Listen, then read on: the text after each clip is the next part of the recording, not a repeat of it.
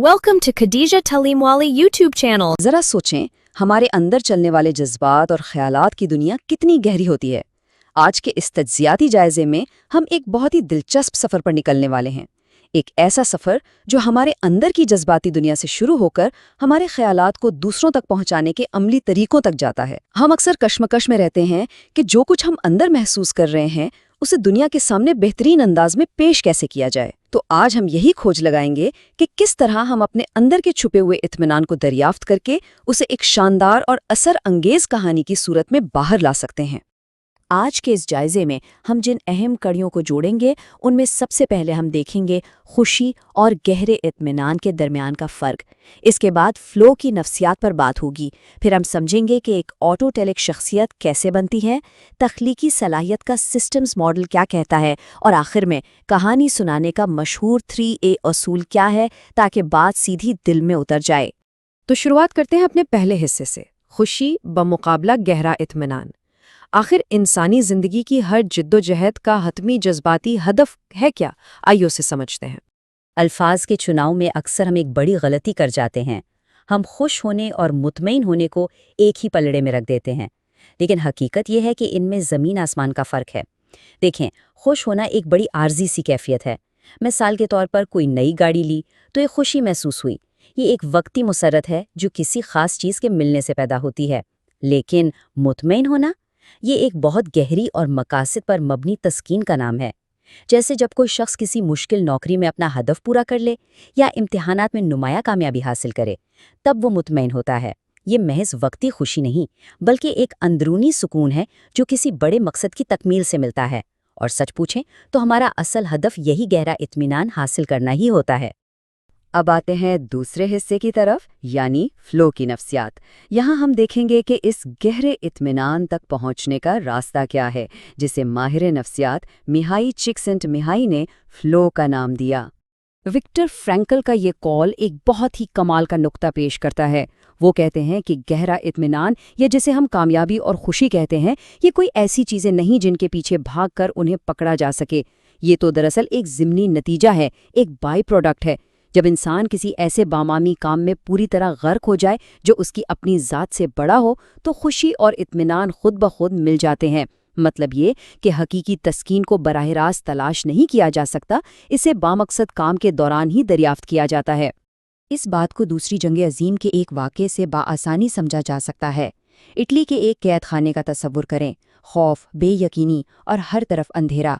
माहिर नफ्सियात चिक्सिंटमिहाई उसी कैद खाने में थे। उन्होंने सूरत हाल से बचने के लिए शतरंज का सहारा लिया। शतरंज के उसूल वाज़े थे, अहदाफ सामने थे। इस खेल ने उन्हें एक ऐसी ज़हनी पनागा दी जहां वो घंटों दुनिया व माफियात से बेखबर रह सकते थे। यहीं से इस बेहतरीन तजुर्बे यानी फ़्लो का बीज बोया गया, जहां जहन इर्द गिर्द के शोर से कटकर एक ख़ास काम में पूरी तरह खो जाता है। ज़रा इस डायग्राम पर गौर करें। ये हमें बताता है कि इंसान कब हकीकी तौर पर फ़्लो में दाखिल होता है। ये वो जादुई मकाम है जहां सामने मौजूद चैलेंज और इंसान की अपनी महारतों के दरमियान एक परफेक्ट तवाज़न आ जाता है। सोचें, अगर चैलेंज बहुत कम हो और महारत ज़्यादा तो क्या होगा? बोरियत। और अगर चैलेंज बहुत बड़ा हो और महारत कम तो बेचैनी और परेशानी हावी हो जाएगी। लेकिन जब ये दोनों बिल्कुल सही तनासुब में मिलते हैं तो फ़्लो पैदा होता है। ये वो वक्त होता है जब वक्त गुजरने का एहसास ही ख़त्म हो जाता है और काम करना बज़ाते खुद एक इनाम बन जाता है। यहाँ से हम कदम रखते हैं अपने तीसरे हिस्से में, ऑटोटेलिक शख्सियत की तश्कील। अब सवाल ये पैदा होता है कि ऐसी कौन सी शख्सियत है जो फितरी तौर पर इस इंतहाई मरकूज़ कैफियत के लिए एक इंजन का काम करती है। तो मिलिए ऑटोटेलिक शख्स से। ये लफ्ज़ यूनानी ज़बान का है। ऑटो यानी खुद और टेलोस यानी मकसद। ये वो ज़बरदस्त लोग होते हैं जो किसी बैरूनी इनाम या लालच में काम नहीं करते, बल्कि काम करना ही इनके लिए सब कुछ होता है। इनकी मोटिवेशन अंदरूनी होती है। सबसे हैरान करने वाली बात यह है कि ये लोग किसी भी मुमकिना खतरे या रुकावट को घबराहट के बजाय एक पुरलुत्फ चैलेंज के तौर पर देखते हैं और उससे आसानी से अबूर कर लेते हैं। क्या ऐसी शख्सियत बनाई जा सकती है? बिल्कुल। इसके 5 सीधे साधे कदम हैं। पहला, वाज़े अहदाफ मुकर्रर करें। दूसरा, जो कर रहे हैं उसमें मुकम्मल तौर पर डूब जाएं। तीसरा, अपनी पूरी तवज्जो मरकूज़ रखें। चौथा, उस लम्हे जो तजुर्बा मिल रहा है उसका मज़ा लें। اور 5واں، اپنی صلاحیتوں کو چیلنجز کے حساب سے متوازن کریں۔ لبے لباب یہ ہے کہ حقیقی اطمینان پانے کے لیے حال کے لمحے میں 100% شامل ہونا پڑتا ہے۔ آگے بڑھتے ہیں چوتھے حصے کی جانب، تخلیقی صلاحیت کا سسٹمز ماڈل۔ اب تک ہم انسان کے اندر کی نفسیات پر بات کر رہے تھے، اب دیکھتے ہیں کہ جب یہ تخلیقی فلو باہر کی دنیا اور معاشرے سے ٹکراتا ہے تو کیا نتیجہ نکلتا ہے۔ دیکھیں، تخلیق کا عمل کوئی ایسا کام نہیں جو بند کمرے یا خلا میں مکمل ہو جائے۔ اس ماڈل کے مطابق یہ 3 چیزوں کا ایک مکمل نظام ہے۔ ایک فرد جو کسی کام میں مہارت رکھتا ہے، ایک ڈومین یعنی علم کا وہ خاص شعبہ یا کلچر، اور تیسرا ہے فیلڈ یعنی وہ لوگ جو اس شعبے کے نگران ہیں، جو یہ فیصلہ کرتے ہیں کہ کیا چیز واقعی نئی اور قیمتی ہے۔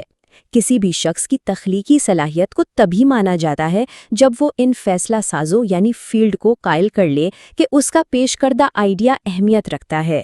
تو یہاں ایک بہت بڑا سوال کھڑا ہوتا ہے۔ ہم نے تخلیقی فلو کو سمجھ لیا، معاشرے کا ماڈل بھی دیکھ لیا، لیکن ہم اپنے ان شاندار آئیڈیاز کو، اپنے اس اندرونی سفر کو ان بیرونی لوگوں اور فیصلہ سازوں کے سامنے آخر مؤثر انداز میں کیسے پیش کریں؟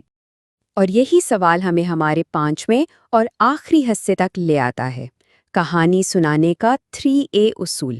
اپنے تجربے کو کامیابی سے دوسروں تک پہنچانے کا یہ ایک حتمی اور زبردست ٹول ہے۔ سمیرہ برو کا پیش کردہ یہ 3A فریم ورک واقعی کمال کا ہے۔